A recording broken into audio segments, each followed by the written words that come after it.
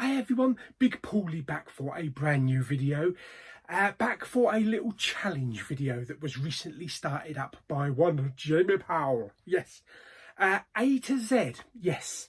Jamie tagged me and a lot of other people into coming up with a list of our favourite A to Z movies. Pretty easy for me, except getting up to like X, Y and Z, then it became a little bit more tricky. But anyway, let's get into it, and we'll start off with A.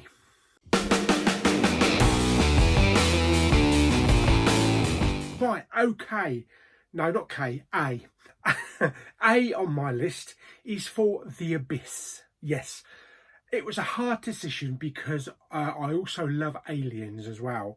But for me, The Abyss has always been that one special movie that we're still waiting for on Blu-ray and 4K, by James Cameron. It's just the underwater scenes, you know, the cast with Ed Harris and Mary Elizabeth Mastrantonio, yeah, I'll get that name right, and Michael Biehn, and the thriller and the sci-fi element, and you don't know what's down there. Just the whole film, just love the whole film. B is for Back to the Future. Yes, mainly part one, because it's where it all began and it was all fresh and new, and we got to go back to the 50s and it was rocking. But I do also like the other two Back to the Futures. C is for Castaway with Tom Hanks. Yeah, he probably knows how we feel being isolated, being stuck on a desert island with only a couple of pineapples and Wilson to keep you company. Great film. It's got to be something special about an actor that can actually carry an entire film and you're the only cast member for most of the film. So fantastic. I love Castaway. D, Die Hard.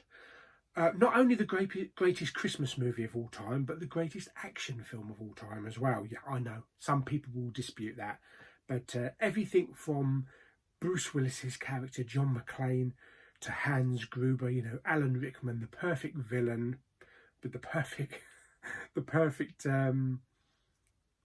accent, the action scenes, the lift shaft scenes, the wit, the humour, everything is just fantastic.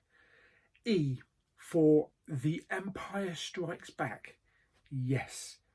As everybody probably knows, it's my #1 film of all time. There were a few other ones that I could have stuck in E, but Empire Strikes Back is the one. F, The Fifth Element. Yes, again, another film with Bruce Willis, Gary Oldman, Mila Jovovich, Multipath, from Luc Besson. Love the look of it, the sci-fi element, the design of it, and there's so much comedy in the film as well. I just love everything about The Fifth Element.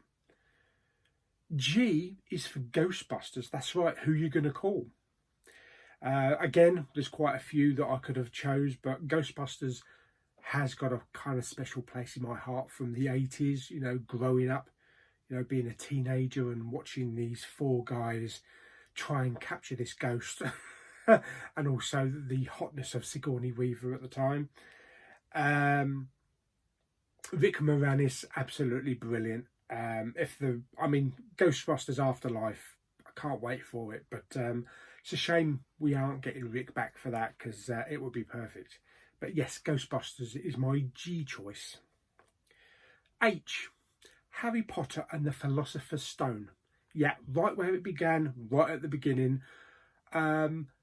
Some people will probably argue there are better Harry Potter films, and maybe there are, but I just love the uniqueness, the quirkiness of the original film with them at their youngest.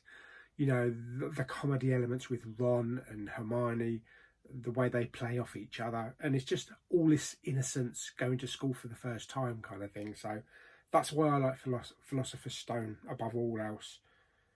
I, Independence Day. That's right, July the 4th. Let's go whip some ET's ass. Will Smith, Bill Pullman, Jeff Goldblum. Independence Day is one of those popcorn, leave your brain at the door films you can just go back to time and time again, and I have. And I just love everything about it. It's a shame the second film didn't live up to expectations. I was let down by the second film, even though it does have its moments. But I was expecting something big with the second film. But Independence Day, the first film, is my eye. That's my eye. J is for Jurassic Park. Steven Spielberg takes us to an island with dinosaurs. We've got Richard Hammond. We've got Sam Neill, we've got Jeff Goldblum, Laura Dern, and all of the other characters.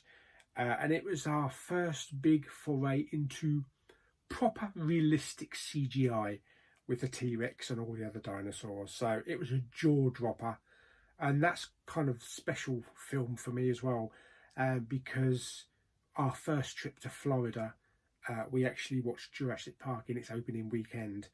We were late getting into the cinema. This was, I think, in Universal Walk in Florida. And the only seats that they had were front row. So we were kind of like that. But it was an amazing, amazing experience. K is for Kill Bill Volume 1. The best Tarantino movie for me, in my opinion. I do enjoy the second film, not quite as much as the first film, but for me, Kill Bill, that's mine. L, M. Night Shyamalan Ding Dong's Lady in the Water. Yes, probably wouldn't be anywhere near in a top 10 for most people's choices. But I absolutely love Lady in the Water. It does make me cry, makes me so emotional, happy as well. It's just an emotional roller coaster, watching all of these characters come together in this apartment block, trying to get this young nymph, this young woman, back to her world. It's just, I love everything about the storytelling, the fantasy, and that kind of thing. M is for The Matrix. That's right, we catch up with Neo in another big, massive sci-fi explosion, groundbreaking movie, you know, with the bullet time and everything. It just floored us when it came out. We weren't expecting anything like it. I love it. I love all the characters. I'm chuffed that they're making a Matrix 4, but I just hope it lives up to all the other films. Even though I do like Reloaded and Revolutions. I kind of feel like maybe we're either going to get like the Independence Day Resurgence kind of sequel. It's going to be that quality, or it's going to be Toy Story 4 quality. So we'll have to see. N is for The Never-Ending Story. Never-Ending Story. Yes, that's enough of that. Yes, love this film as a kid. Love everything about it. Atreyu and I just love it. I just love it. Such a great childhood film. Oh, One Flew Over the Cuckoo's Nest. Yes. What can I say about One Flew Over the Cuckoo's Nest? It's a great ensemble cast. Everybody is cast perfect. You don't even have to listen to some of the dialogue. Christopher Lloyd's facial reaction when the cigarette is burning through his outfit, his trousers, and some of the characters you just have to look at and you laugh. It is a touching film, though. It is a bit sad in some places, but brilliant film.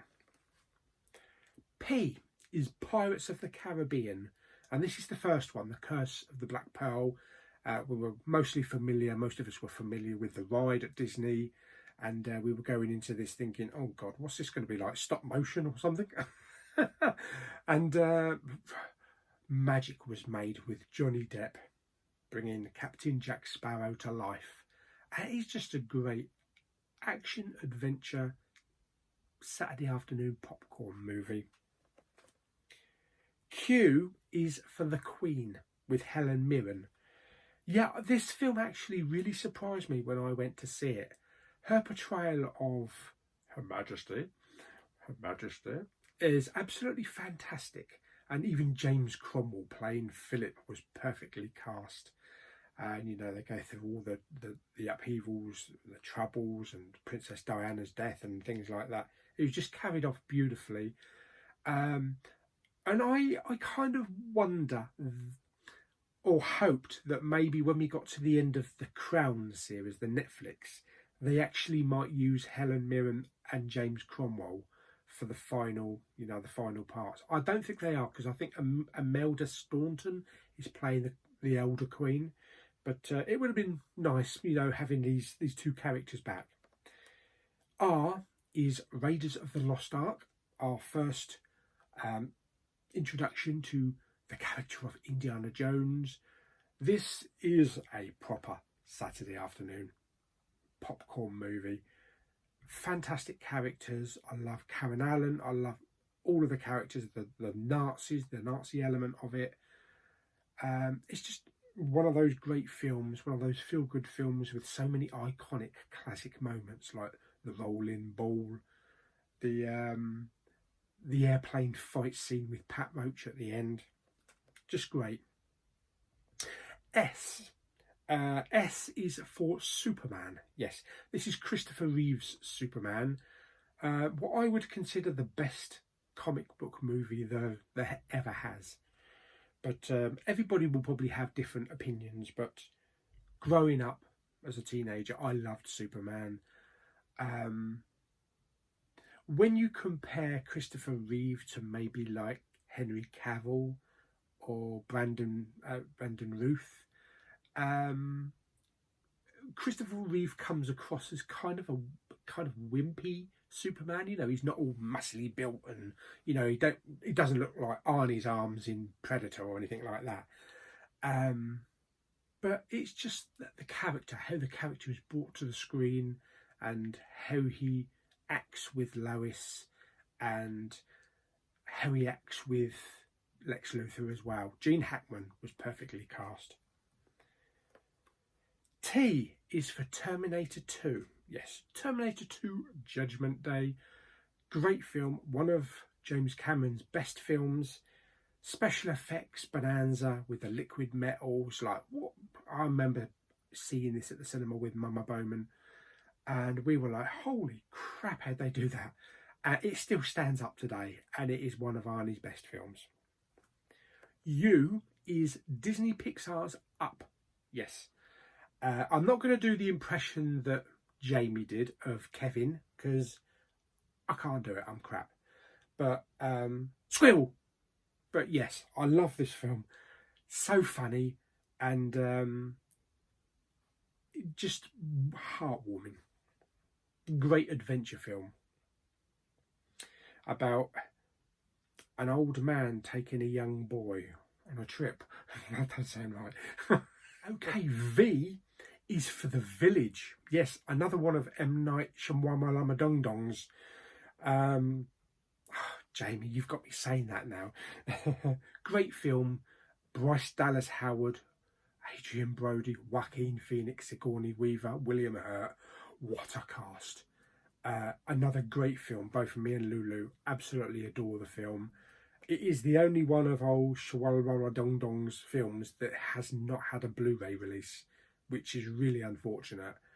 So I've only got it on DVD, but I do have a high definition copy on my iTunes. But I really want a Blu-ray copy of it to complete my collection of M. Night Shyamalan Ding Dong.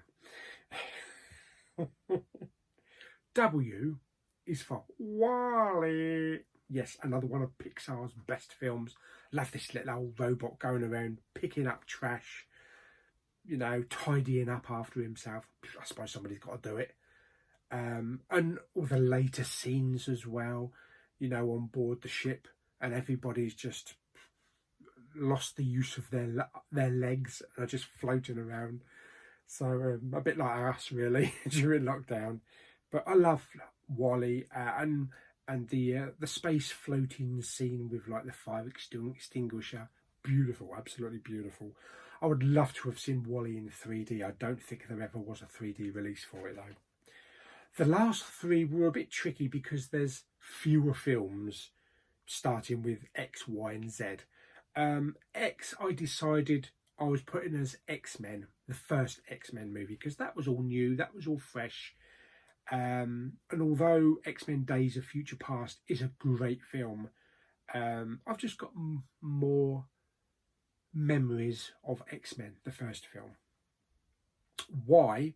Young Guns. Yes, way back to the 80s, Western, and Kiefer Sutherland, and, you know, Emilio Estevez and that.